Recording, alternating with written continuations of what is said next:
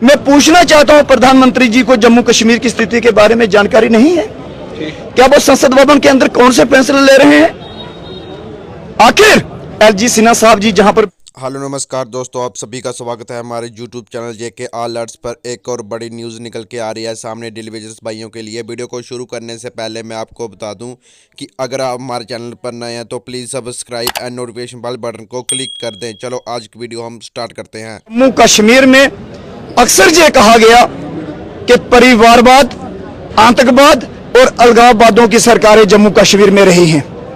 उन लोगों ने जम्मू कश्मीर को लूटा, उन लोगों ने जम्मू कश्मीर की जनता का शोषण किया, उन लोगों ने लोगों को गरीबी रेखा में नीचे धकेल के रखा। आपने यह भी देखा कि 2014 में जम्मू कश्मीर में भी बदलाव हुआ, 2015 में जम्मू में बदलाव हुआ। उस बदलाव की राजनीतिक और जम्मू के विशेषज्ञ ये बताएं कि 2014 से लेकर 2022 तक जम्मू कश्मीर के मजदूर अवाम को क्या मिला? ये आज जो हाहाकार मचा हुआ है, भूख की आग को लेकर लोग सड़कों पर खड़े हैं और जम्मू कश्मीर का एलजी प्रशासन रोड़े बरसाने के लिए, लाठियां बरसाने के लिए, गोलियां चलवाने के लिए मजदूर के ऊपर तत्पर है। इसीलिए आज आप अंदर हैं। हम तो अंदर हैं, पिछले 29 वर्षों से हमें अंदर धकेल के रखा है।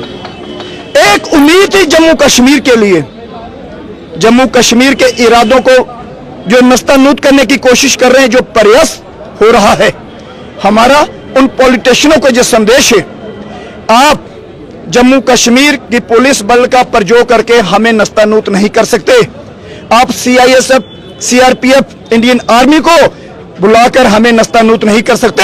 हमारी मांग है कि जो रोटी कपड़ा दे न सके, जो वो सरकार निकम्मी है। हम रोटी कपड़े की बात कर रहे हैं, आपसे उद्योग नहीं मांग रहे हैं, आपसे कारखाना नहीं ले रहे हैं, आपसे हम बड़े बड़े एसी वाले मकान या चेयर नहीं मांग रहे हैं। क्या करे मजदूर? आखिर मजदूर जाए तो जाए कहां? हमारे देश के प्रधानमंत्री जी कहते हैं कि अंतिम श्रेणी में खड़ा हुआ मेरा मजदूर मुझे निराश नहीं दिखाई देना चाहिए। मैं पूछना चाहता हूं प्रधानमंत्री जी को जम्मू कश्मीर की स्थिति के बारे में जानकारी नहीं है क्या? वो संसद भवन के अंदर कौन से फैसले ले रहे हैं? आखिर और बैठकर क्या कर रहे हैं? मुझे ये बताइएगा कि जैसे मैंने आपको कहा 18 साल आपको लड़ते हुए हो गए, मुझे 18 साल आपको कवर करते हुए हो गए। मांग आपकी वही पुरानी है।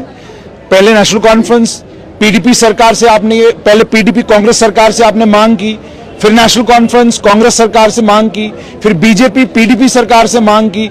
इन मांगों के बीच में जो नेता आपके थे, जैसे मैंने आपको कहा कि वो सारे नेता जो है बड़े नेता बन गए, लेकिन ये जो जितना भी तबका यहाँ पीछे, ये सारे लोग को डोडा, भद्रवाह, किश्तवाड़, रामबन, रियासी, कठुआ, सांबा, सारे जम्मू संभाग के इलाकों से लोग यहाँ पर आए हुए हैं। अभी भी एसआरओ 520 के आने के बाद भी आपको पक्का करने को लेकर सरकार कोई फैसला नहीं ले रही। ये आपकी विफलता है या आपको लगता है कि सरकार आपको गंभीरता से नहीं लेती? जम्मू कश्मीर का पॉलिटिशियन और जम्मू कश्मीर के संगठनात्मक की जो बड़े कुर्सियों के लोग बैठे हैं, वो कदापि नहीं चाहते हैं कि जम्मू का डेली वेजर पक्का हो। आपने देखा होगा कश्मीर का क्यों ऐसा क्यों नहीं चाहते हैं?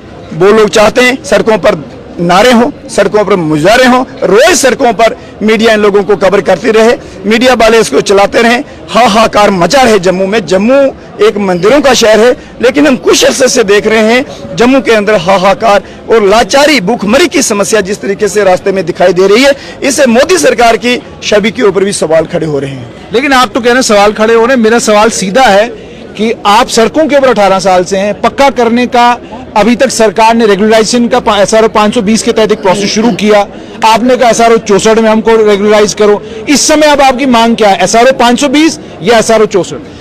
देखो, आज अगर पॉलिटिशियन सरकार की जम्मू कश्मीर में बात की जाए तो पॉलिटिशियन सरकार जम्मू कश्मीर में है नहीं। जो लोग ब्लेम करते थे कि अपोजिशन नहीं मान रहा है, सरकार नहीं मान रही है, इतना प्रावधान नहीं है, उससे परमिशन लेनी है। आज मैं कह रहा हूं कि सिन्हा साहब की जो टीम, जहां पर 5 लोग बिठाए गए हैं, क्या वो 5 लोग फैसला लेने में सक्षम नहीं है?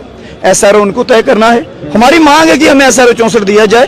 अगर आपके पास एसआरओ 64 नहीं है, आप एसआरओ 64 लगाएं, आप बनाएं। आपके आईएएस, जेकेएस ऑफिसर जो जहां पर बिठाए हैं, अगर वो 2-2 लाख रुपया, 3-3 लाख रुपया सैलरी ले रहे हैं, किस चीज की ले रहे हैं? अगर मजदूरों को बताना पड़ेगा कि फलाना एसआरओ लागू करो, हमें फलाने तरीके से बेसिस दो, हमें 6 महीने के बाद हमारी बेसिस में बढ़ोतरी करो, ये सब अगर खरीदे हमको बताने हैं।